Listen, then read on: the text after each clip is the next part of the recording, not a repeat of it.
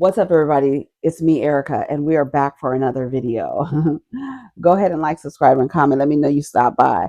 Girl, I haven't even started smoking. The edible had kicked in, and I got to cussing people out at the end of the last video. Look at this beauty. Perfection, perfection. We don't want anything to fall out now. We don't want anything to fall out now. So what is going on, y'all? Did y'all like the video yet? Did y'all hype me up? I hype me up. Hey. Oh, I was cleaning it out. You know what I'm saying? So we're down here, girl. I am, I did some decluttering. I got some stuff I got to take to go get shredded. I got some pictures I got to get rid of. I've gone through my pictures and picked what pictures I want to save. And I have like I bought this little like photo storage container that I can hold all my pictures, all the pictures that I want to keep in one box. And yeah, so I have some stuff I have to get shredded. I have a couple of computers like that's like it's dwindling, it's dwindling. So every little step I take is to get the fuck up out of here. We'll be together. Every little step I take is to get the fuck up out of here. Hey, we'll be together, girl. Hey, good loving. Hey, I'm serious. I'm serious. The fact that I see BLACK people, the blacks, like saying like, oh, that was just, when did he ever say that he was against human rights? Girl, he said your brain can't function. And the way that y'all motherfuckers is acting, I'm starting to believe his ass. Girl, did he have a point? Did he have a point? Girl, because the way that y'all acting down here trying to get a fucking a moral high ground cookie, girl, get your asses up out of here. Ooh, girl. Okay, let me go to the stories.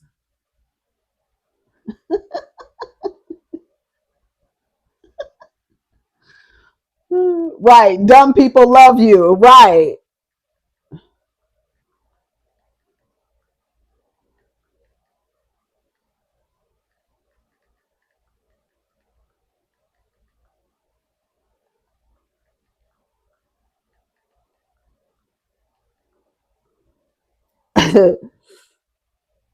Smart people don't like me, and they don't like what we talk about. Smart people don't like me. Right. You're absolutely right. And you need the dumb, delusional cult 45. They love you. Like they literally, you have to be, your brain has to be as malleable as a fucking sponge, as a piece of fucking clay. And it's so small that it is rattling around in your skull.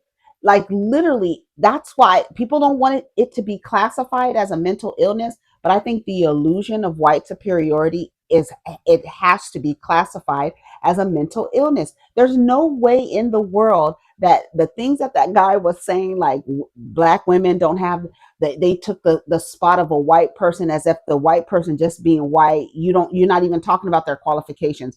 Oh, she took their slot because her brain isn't, it doesn't function like a white person's brain. Like that's literally insane. And for you to believe that and say it out of your mouth, and you believe that, something has to be wrong with your brain. For you to follow along after this man, this mediocre man, and to actually support him, and like to claim that you are politically aware, for you to support anyone like this, someone with no qualifications, none. He's unqualified. For you to even actually believe that he's qualified simply because he's white, there's an illusion that your whiteness makes you better. And that's not real. That's not true. You are nuts. And any of you running around believing that, because colorism plays into that. You believing your lighter skin makes you better than somebody else, you are nuts as well. N-U-T-Z, nuts. Something is wrong with you. And then for the blacks to be down here talking about, when did he ever say, girl? He said it about you specifically and named off women that were overqualified. Meanwhile, this motherfucker dropped out of a community college. All of his motherfucking features are in the center of his face. You know, his mama is probably his cousin. This was literally a Klan member. And literally, people are like, oh, I don't. You rejoice. You knock down their statues. You rejoice when evil is suppressed, eradicated, terminated, deleted. You rejoice. I don't know where in the world y'all get the fuck out of here talking about we don't talk ill about the dead. What? And let me tell you something. If you would have been shot the way he was shot, he would have blamed it on gang violence. It was gang violence. The way he was getting ready to dog whistle. And when I tell you that motherfucker got choked up, couldn't finish his motherfucking sentence. Somebody stopped him from doing what he does best, is spread hate. How dare you? Crazy as hell. Sit up on any platform and say that, oh, he wasn't against. I gotta get the fuck up out of here. That's why I said I knew. I was like, oh, we are literally in an upside down world where you have a pedophile felon for the president of the United States who wants to give a Medal of Freedom to a Klan member. You know? And they don't like what we talk about. Smart people don't like me. Yeah. If smart people don't like me, he said it out of his own fucking mouth. Smart people don't like me. You got to be a dumb, delusional dimwit to like me. Oh my God! Now we're gonna start with the conspiracy theory. Candace Owens, girl, I'm not talking about that. I'm done. Sukiana, you know Suki with the good coochie. She asked, if your man cheats on you, are you leaving or are you cheating back? And all I said was the HIV rates for heterosexual black women are through the roof. Y'all, I don't know. I don't know what to say. I don't know what to say.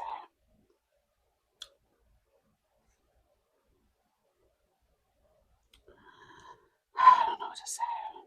Let me see what else is happening. Yeah. Tommy Norman arrested following domestic dispute with wife, being held without bail after claiming his wife became injured after he tried to block her from slapping him. The fact that y'all are hitting each other is out of order. Whoever is hitting who, it don't matter. Like, but didn't we just talk about cops? We were talking about him, Tommy Norman.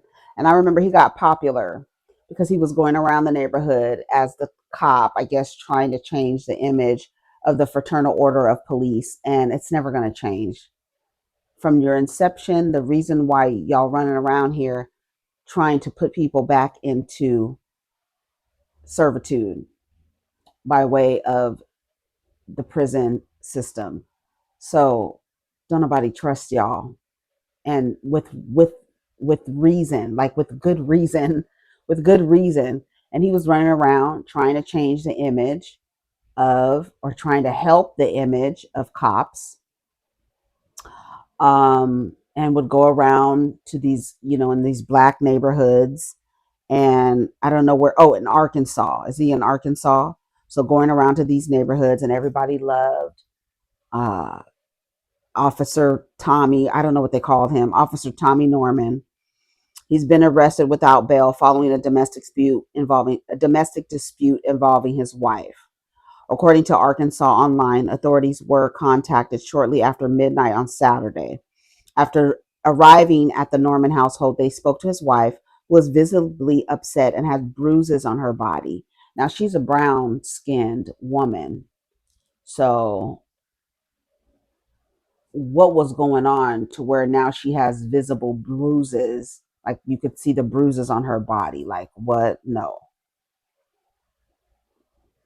While speaking with the police, she claims Norman struck her in the chest using the back of his hand during the argument. According to him, he was being slapped by his wife and tried to block her hits, which resulted in him leaving a bruise on her. After speaking to both parties, Norman was arrested and is being held at the Pulaski County Jail with no bail. If you're unfamiliar with Norman, he's most known for building connections with youth in underprivileged communities. He's gained a following of over 1 million people on Instagram due to his heartwarming photos and videos with people in his community. Norman even received a Presidential Lifetime Achievement Award from the Biden administration in 2021. I believe Officer Norman. Now you believe cops? Then I'm gonna go to the car and dial 911 because you're going to jail, bitch. I need for y'all to make up your fucking minds. That's crazy to me. I believe the cops. Oh, okay. See how that turned out for you. Whoever those arresting officers were, their real goal was to tear down Officer Norman's credibility. I believe Officer Norman. I don't know what happened in that house, but all I'm saying is Officer Norman has been viral for years due to building bonds and relationships in underprivileged communities. He's the definition of community policing, yet I've never seen this blog post about him until now. Free that man. I don't know if y'all follow him, but lately he's been speaking out against the people trying to silence him. His police department no longer wants him to record his interactions with the community. He is no longer wanted in places he would normally visit. I don't know what's going on, but it seems like they're trying to smear his name at this point. Without bail, since when on a domestic violence claim that was a bruise to the chest? Now you are minimizing. It's I need for y'all to make up your minds. Like, oh, I'm when I say I'm so glad I'm not in community with people who think like this, like I just I don't it's literally we are this is literally up I'm observing an upside down world. Like it's so out of order and it's so dysfunctional. And what y'all praise and uplift is not y'all, but y'all. What y'all praise and uplift is deplorable, degenerate, disgusting, delayed. It's terrible. And what you know about cops and domestic violence, and you believe that because he runs around in the community and gives candies out, because John Wayne Gacy, he used to be the clown, the local clown that would come to all the children's parties. He's great guy, great guy. Had about 12 niggas underneath his motherfucking house. Yes, great guy in the community policing. Y'all don't know what happens in people's homes. And since when do y'all believe cops? What the fuck? Like what the fuck? Are y'all okay? No. I already know the answer. I know the answer.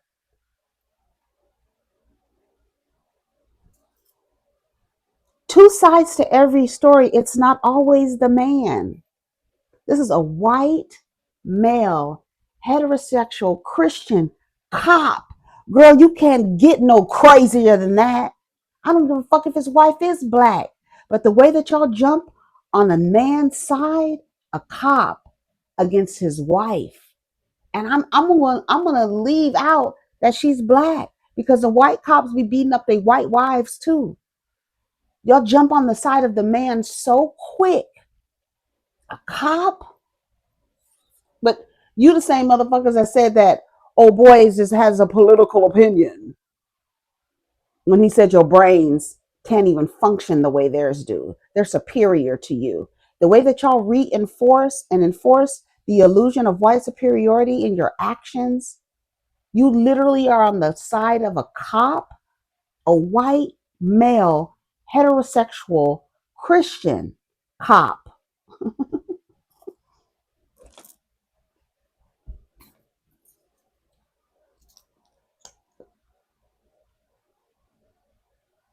because he did community, because he passed out some gummy bears to the kids down at the playground.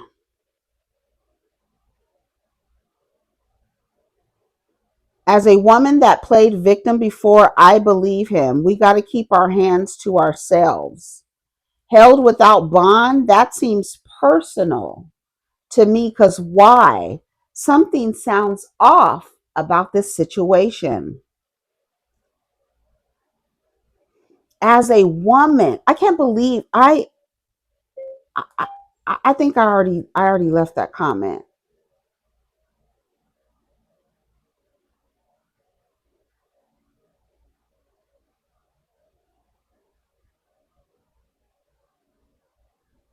That's crazy. That is crazy. What is Monique talking about? Monique says she doesn't plan on letting her issues with Tyler Perry and Oprah go. Oh, we can't tell. We can't tell. I love my brother and sister. Bitch, we are not siblings. Don't call me your motherfucking sister, and don't call me your motherfucking brother. If every time you get a fucking mic and a camera looking up your damn nose, talking about these people, talk about them, keep talking about them. But girl, after a while, you know what? Maybe they're never going to stop listening, because keep coming down here. Where's Sydney? I'm sure he's not far behind with his lip gloss on in the back and his earring and nose ring.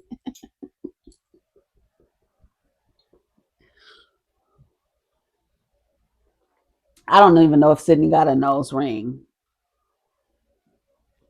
Girl, let's hear what she says. When you gonna stop with Tyler and Oprah? Yeah. That's why when people say, Monique, when you gonna stop with Tyler and Oprah? I'm not. Just so we clear, I'm not. Because we've gotten so used to letting it go and moving on. Well, where does that where does that come from? Let it go. That dates all the way back to slavery. Just don't say nothing. Just keep moving on. And that's why we continue to be treated the way that we get treated. So for me, my babies, I won't let go and I won't move on from that. Doesn't mean I'm bitter. I'm not angry. And I love my brother and sister, or my sister and sister. Whatever day Tyler chooses, whichever way he goes, I love all of them. However, wrong is wrong and right is right. And until we start standing on what is right, we will continue to be treated wrong. That's just my humble opinion. That's why Let's see what the comments say. You know what I say? If you wanted a different story told about you, you should have played a different role in that person's life. That's how I feel. You don't like what's being said about you, you should have played a different role. And that's how I feel about the situation. She don't have to stop. She can keep talking and talking and talking and talking and talking, but nothing's going to come of it. They ignore her, they don't talk about her, and all we do is come down here and rehash the entire story again. And they're not going to apologize. They're not going to give her work. They're not going to pay her back. They're not going to do any of that. Oprah is literally pays that lady dust, like dust. And I actually think that is the best way. I think she responded once when she was on tour for a hand. What is it? A hand. A moment in time. What is the story? You know what I'm talking about? Ava DuVernay, when they were A Wrinkle in Time. I think that's the name of the show, the movie. They did a remake, and she was like the lady in the fields and stuff like that. I think that's the last time she kind of mentioned something about Monique and like responding to things. And I think Oprah is doing I think I would probably do what Oprah. I'd like, girl, you don't exist. You don't exist to me. Like you can keep talking and talking and talking. I don't even hear you, girl. We are in two different stratospheres, two different places. You got going on, and I see that Monique. Maybe it was the camera angle, but it was giving that you aren't able to let go of that weight either. So you holding on to Oprah, Tyler, and the weight. And I know that the girls, we go up and down throughout our lives. Some girls go up, some girls stay the same. Some, but Monique, I remember when you was out there doing the ropes and stuff like that. You know, consistency breeds results. We all know that. And sometimes we fall off our program. We need to get back on. But I think part of that is also letting go of other things as well. And she doesn't have to let it go. She can hold on to it as long as she wants to. She could tell a story anytime somebody asks her. I'm all for that, but I still think that the lack of accountability is where she loses me. The using, it's almost like the what Nene did, and they're both Sagittarius, but what Nene did, it's like you're okay with other people being mistreated, but now you've been mistreated and now you want to speak up. She won some of her stuff. I think she won. She was on Netflix. She felt like she had been blackballed. She's working again, but I think it's something. I don't know. I don't understand why. I don't understand why. Um, but whatever her reasoning is, she doesn't want the story to die down or get lost. But I think it's very much etched into Black history that Tyler Perry, Monique, Oprah, um, DL Hughley, like I mean, all the people what's his name, Lee Daniels, they made up. Shout out to TS Madison. She's the one that reconnected them. Remember, she came to the show and she told TS Madison to tell Lee Daniels that he needed to apologize or something. But then she was in, they worked together, so that seems to be mended. But with Tyler and Oprah, they're like, girl, whatever. And after what she did to Tyler Perry, like she recorded the conversation and then released it and talking about put me on the phone with Medea. Girl, we are never talking again. Good luck to you, sweetie. I don't have to. I'm not wishing ill on you, but good luck. Nene is the same thing. That when it's happening to somebody else, you don't care. But when it's happening to you, you want to do all the dog whistles. You want to get all the people on your side because you need more people. And I noticed Sydney wasn't in this. I'm sure he wasn't too far off out of frame. Um, and that's still my brother and sister. We're nothing. There's no relation there. There's no relationship there, so we're nothing. We don't have a relationship. You have a relationship with a moment in time, a story, a chapter in your life. That's where you're in relationship with a chapter in your book that was, you keep flipping back to it, you keep flipping back to it, you keep flipping back to it. And that's what part of what's going to be the story about how Monique never let Tyler and Oprah live it down, that they blackballed her and made it hard for her to get jobs, say she was hard to work with. Can you imagine being in a relationship with somebody and they keep going back to the chapter and just keep going back? And you're like, girl, can we move forward? No, I want to keep retelling this story. I don't know where she thinks she's going to, I don't know what the objective is, But whatever it is, let her keep talking. She wants to keep talking about it. She wants to keep rehashing it. She, and it's sometimes she's talking about it and it's like nobody's even talking about it. And now here you are talking about it again. It's like, girl, what? That wasn't we not even talking about nothing that has anything to do. It's not even in context. What are you talking about? Hold on, I'll be right back. I'm back. Girl, I was just listening to But I was on that. I listened to Nick Cannon talk about being diagnosed with narcissistic personality disorder, and he explained the process that it took to get diagnosed and how he had brain scans done and the form of court. They had asked him a question. He did like face-to-face interviews, and he was diagnosed with NPD. He says the parts that he does not have are the rage and lack of empathy. I honestly believe, like, outside of what I've learned on how narcissists are created or how they are developed, and it starts in childhood when they're developing their personality, and depending on their relationship with their caregivers, you can develop a narcissistic personality, and it comes from trauma. The same things happen with people who are highly sensitive or commonly referred to as empaths, but there are people who are just highly sensitive to like energy and people's feelings and being able to monitor those. And people with weak boundaries that are highly sensitive, you tend to have weak boundaries because you're kind of like in everybody else's head, and you're kind of like their emotions are like invading your space and your energetic fields.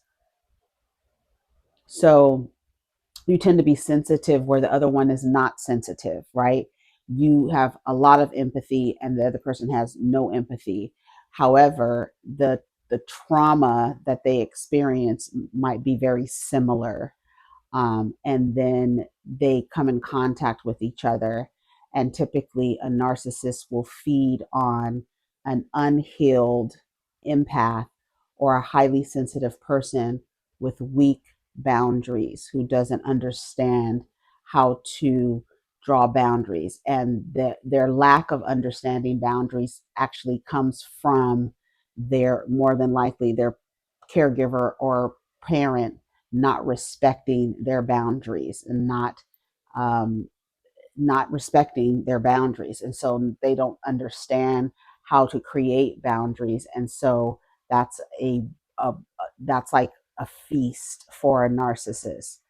The inflated sense of self and this ego, not only is that like a trait of narcissism, but I feel like society helps breed that type of personality in especially men, right? If you are under a system of patriarchy where the male is the nucleus of the family, is the everybody is centered around this man.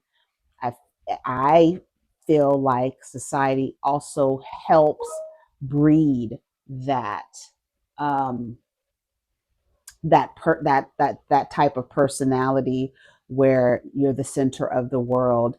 You're not, you think that you're the smartest person in the room. You have an inflated sense of self.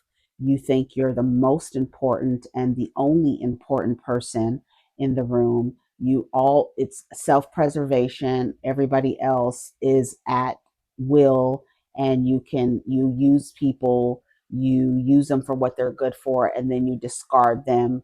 You use them as a supply, right? And then you discard them. And then sometimes you get in relationships with them. And sometimes, unfortunately, sometimes those relationships are not just like romantic. Sometimes it's a parent who's a narcissist or a relative, and you can't necessarily get away from those people, unless once you get older and you decide like to go no contact with a narcissistic parent or something like that. But you're subjected to their narcissism as you are growing up. um, and then having to deal with how they can flip, like it is the craziest thing. Like you have, and then like he said, you have like this spectrum of the disorder. There's a spectrum to it.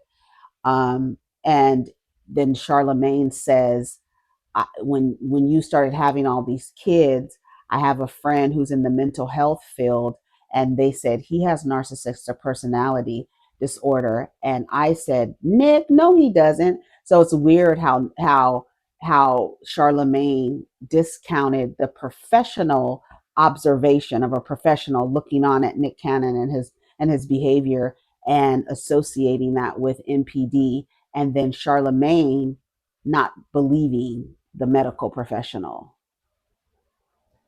When they said that about you, I was like, no, not Nick.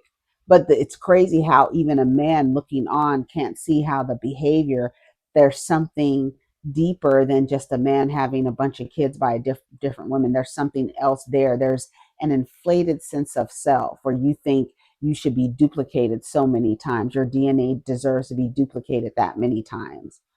And then for him, the way that he acts with, like I've always said, that Nick Cannon is the literally from Can't Buy Me Love or Love Don't Cost a Thing or whatever, where you're the nerd and you are mistreated by other men and looked at as a simp or as a punk or as, like a corny dude.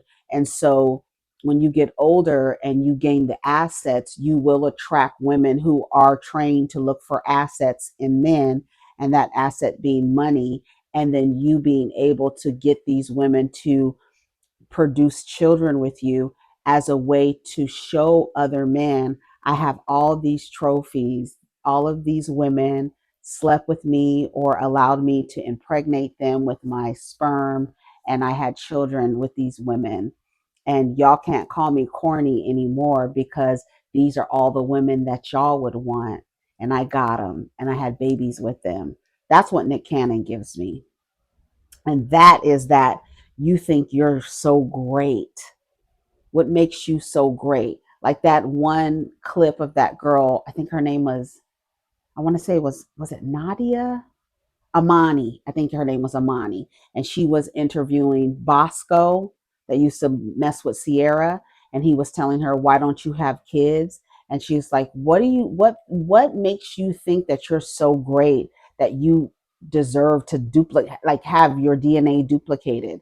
Like, what legacy are y'all, when y'all be talking about legacy, what type of legacy are you leaving, right? Even listening to Yandy tell Rashida, you're raising another legacy. What legacy is Kirk leaving to where he deserves to be duplicated? And then the children are referred to as a legacy. What if your child grows up and becomes a goddamn serial killer?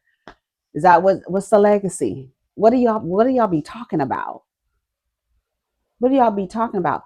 But that goes into the inflated sense of self that these men believe that they're so great that they should be rewarded of having offspring, and you should give it to them. That all of that, of the way that we center men in society, help, I believe, breeds a level of narcissism in each of them. And I feel like all of us have like some narcissism in us. To be on, social media, to be on, to doing this stuff like that, there's a level of narcissism there. And like he said, there's a spectrum. I'll let you hear what he has to say.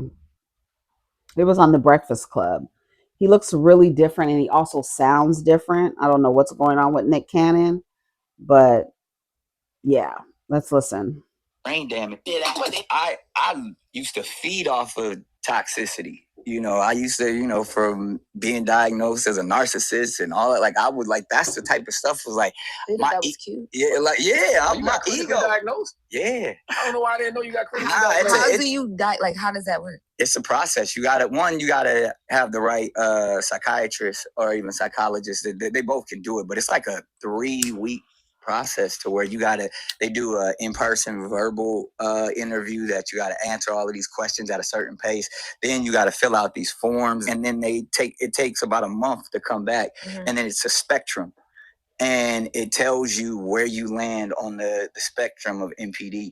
And luckily, like the far end of the spectrum where a lot of people, associate narcissism with, where there's the lack of empathy and rage. I didn't have those. Like those are the things where like people just they're so into themselves that it's dangerous. But all of the You don't think that you're so into yourself that you created a dangerous situation with having so many children by so many different women so close together? I honestly, I don't know what it is, but I honestly do not feel like these women were impregnated um, naturally. I don't believe that Nick Cannon spewed his manure inside of the orifice and the cavity, the vaginal cavity of these women. I believe that some of them were artificially inseminated, where they plant it inside. I just do not believe, I just don't believe it. I don't know why. Like, I feel like he's that corny. Like, I'm not going to even have sex with these women. I'm just going to have babies with these women to give the illusion that we had sex. And these are my trophies. And now the niggas are not going to call me corny. And the fact that he's actually praised and glorified for these behaviors. Now there are some women and men who like admonish him for doing what he did, because the idea that he needs to be in the home so the home isn't broken, the man needs to be there, when you don't want a father with NPD around your child. Hello. So him not being in the home does not mean that the home is broken. It's probably saving those kids from a lot of dysregulated nervous systems with a man like him around. Listen, self-worth and believing that who you are and that you're a unique individual and your word matters more than most. Like I had all of that, and you know what I mean. So that you have to do the work. Once you've been diagnosed, you're like, oh wow. So even in dealing with my children or dealing with the mothers of my children, it's like now I'm equipped with saying, oh yeah, I'm probably gaslighting when I'm doing that, or oh, you know what, I could probably present this a little softer, or at least with a little bit more compassion, because my nature is to be like, "What? I created this, I'm that," and then it's like, but that's not helping. You know what I mean? We're not looking for resolution. I'm just looking to be right and really. don't I say that all the time? Especially when talking to men, they are not looking to have a flow of communication where we are learning and gaining understanding from each other's perspectives. No, they are in a debate and they want to win. Whatever the argument is, they will even change their position. You know how many times a man will change his position in an argument just to be right? And it doesn't start off as an argument, it starts off as a discussion. But because his goal is to compete and to win, he will change his stance. He will backpedal, pussy pop, gaslight, all the things so that, and sometimes you'll notice that men will give answers that are ambiguous, where you can't, it's either probably, maybe, I don't know. It's never a definitive, because they want to be able to change their answer based on them believing the outcome is that they're going to win. It's a whole thing. And men are socialized to communicate this way.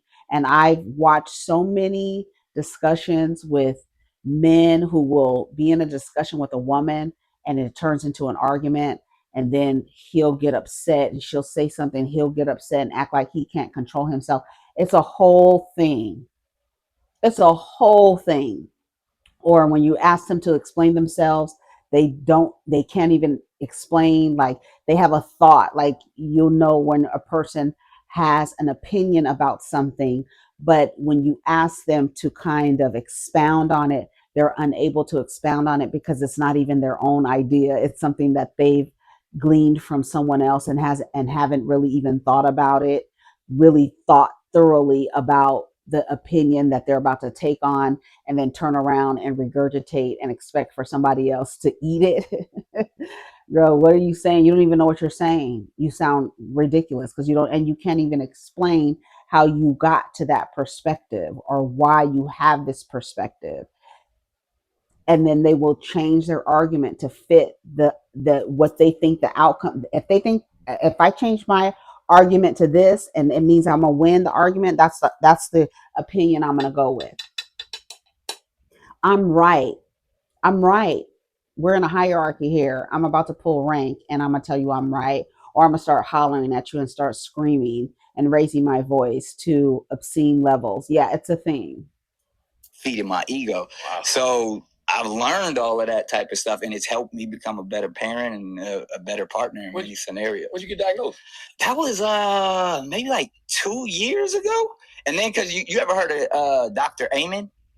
No, I think you had to see him because he's all online, but he does all of these brain scans. He's a brain psychiatrist.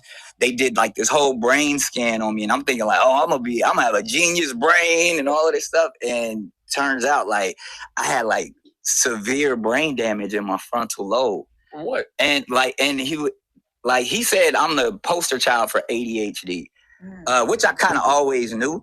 But I believe it came from, in the brain scans. He did a whole episode on his platform about it. But it actually, they said there was like some trauma probably when I was a kid that whether I fell or something like that, that actually shifted. And from that, he's like, you were probably already ADHD, but because your frontal lobe was damaged, and then there was like some other, we can have toxicity of the brain too a lot of times. So there's like, whether it's like, and we don't even know it in our communities, like everything from like mold and all of that stuff can actually affect how we function. And I learned all of this stuff within like the last 2 years about like having a better brain. I'm tripping because like, when you started having a bunch of the kids, right? There's a lot of people around me that's in the mental health space, spiritual leaders. They would talk to me, one person in particular, and I'm not going to say her name, and she was like, he has narcissistic personality disorder, blah, blah, blah. And I'm like, Nick, because to your point, when I think of narcissism, I think of lack of empathy. I think of rage. I'm like, that's not Nick. Yeah. There's no way that you can think of rage from narcissism, where a lot of you motherfuckers are sneaky little covert narcissists, right? Where you play this role and you wear this mask for everybody else with your with this deep seated insecurity about yourself. And so you play a role until somebody rips your fucking mask off.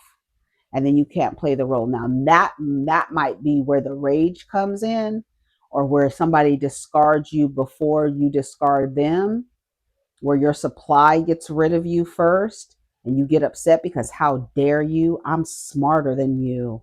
I'm able to get you in this fucking vortex of delusion where you're questioning your reality. It's very insidious the way that it's done, and it's not always in the form of anger and rage. It's some very stealthy, very covert, very petty, very passive aggressive. It's not just rage all the time. And to me, I feel like that's just an indication of men trying to align. Oh, the only emotions that I have are rage and anger. No, no, no. Sometimes it's very sneaky, very charming, huh? Very arrogant. Watch them motherfuckers. You might be attracted to their charisma, to their charm. Charming. You're charming. Charming is like a spell. It's like what magicians do. They charm you. You calling somebody charming, you might think that it's a compliment, but what you're saying is they're able to trick you and deceive you. They're charming you. No? Okay. Well, do what you want to do, girl. I gotta go. But Nick Cannon. She called it. So to hear you say that is like, wow. And it's true. You know what I mean? Because it's like there's certain things, especially on the spectrum, to where I had to own up and be like, man, hey, I did do that. You know what I mean? I did try to make it all about me. I did try to create my own. And that, like, those are the concepts we used to embrace. You know what I mean? Like, yeah, I'm the boss. I created this. It's my world. But that's, I mean, you learn, man. I was on that. I And a lot of men are on that. I'm happy for him. Now give me the number to the lady so I can pass it on to a couple people I know. When we say go to therapy and do the work, this is what we mean. But understand there's no cure for NPD. And you know why there's no cure? Because it's a part of your personality. It's like you develop that, like seven. I think it's like age 7 through 10 is like when that personality is developed, and it's wild because that's when like they're like real formative years of like at the end of elementary school, going into junior high school, and that's when people's personalities, like I always think of the Breakfast Club, right? The brain, the athlete, the criminal, the beauty queen, the basket case, right? The brain. People develop their personalities, and you'll see like it's in high school, those formative years is when that personality is created, and how you learn how to navigate. You might learn to put a mask on and become a different person, but you're deeply insecure and jealous of everybody around you. But you develop this narcissistic personality and how you deal with people. And then you have the people pleaser, right? The person with no, who comes from like a codependent parent who doesn't have really good boundaries. Your parent knocks on the door and comes into your room. You can't really develop good boundaries with them. So it does translate into other relationships that you have, where you let people talk to you any kind of way and you're still friends with them, right? Or they tell you like really early, like if a boy is mean to you, right, then he must like you. Okay, that's not we don't operate like that. We don't inject that into somebody's brain, because if you come across a personality where the person is mean, now this girl is starting to like this person because they've been told that he's being mean to you because he likes you. We develop all of that stuff is early development. If you took any kind of childhood development classes, you will see when the personality is formed and created. And that's why it's not curable, because that's your person, that's who you are. It's your personality, your persona, your personality is your mask. That's your personality. Some people, and then that's why they get mad, like when you discard them, because you have ripped their mask off, and then they will spend time trying to defame you or make you look like the bad person, and start telling everybody, oh, you did this to me and you did that to me and she did this to me and she did that to me, manipulating other people, charming other people, right? Another one I'm sure can be diagnosed is really Willie Ray Jr. Willie Ray, Willie Ray, Willie Ray, Willie Ray Norwood Jr. Yeah, he's another one. You could even his is like on full display. Like you could, it's like the energy that comes out of him. You know, he's fucking playing around with you. He's gaslighting the situation. He's not taking the situation seriously. He is literally playing a game with you, and it happens every single time I see Ray J on my screen. He's literally playing a game with the person he is on screen with. He's playing a game with you. He's going to tell a lie. He's going to say something outlandish. He's going to say something to try to shock you. He's going to say something and have this kind of very faint smirk on his face where you know this is a joke to him, because he thinks he's the smartest person in the room. I'm just going to fucking play with you and see how well you play along. I'm going to play this game with you. Is this thing on? Yeah, Kent Hill's on. Yeah, Kent Hill's on. Kent Hill's. Kent Hill's on. Yeah, Kent Hill's. Kent Hill's. Chat Kent Hill's one. All right, we're going. We're out of here. Take care of each other. Nick Cannon, you already know what I think about him. There's no cure for NPD either. I love how he's spreading awareness about NPD. Much love much love to those who are survivors of narcissistic abuse. This level of self-awareness is amazing and not common enough in our society. Girl, y'all just, when I tell you, y'all be waiting to give a nigga a cookie, girl. Y'all be waiting to give a narcissist a cookie. A narcissist. He's telling you, I'm a narcissist. And you're like, oh my God, he's so self-aware. Here, cookie and some coochie. Y'all be ready to give cookies and coochies away. Hold the cookies and hold the coochie. Not so fast. He's a narcissist. He's telling you I'm a narcissist. He's so self-aware. This is what we really need in the community. Girl, y'all, we upside down. Anyways, I gotta go before I start coughing. Take care of each other. Protect your energy. Let's get down in the comments. Peace.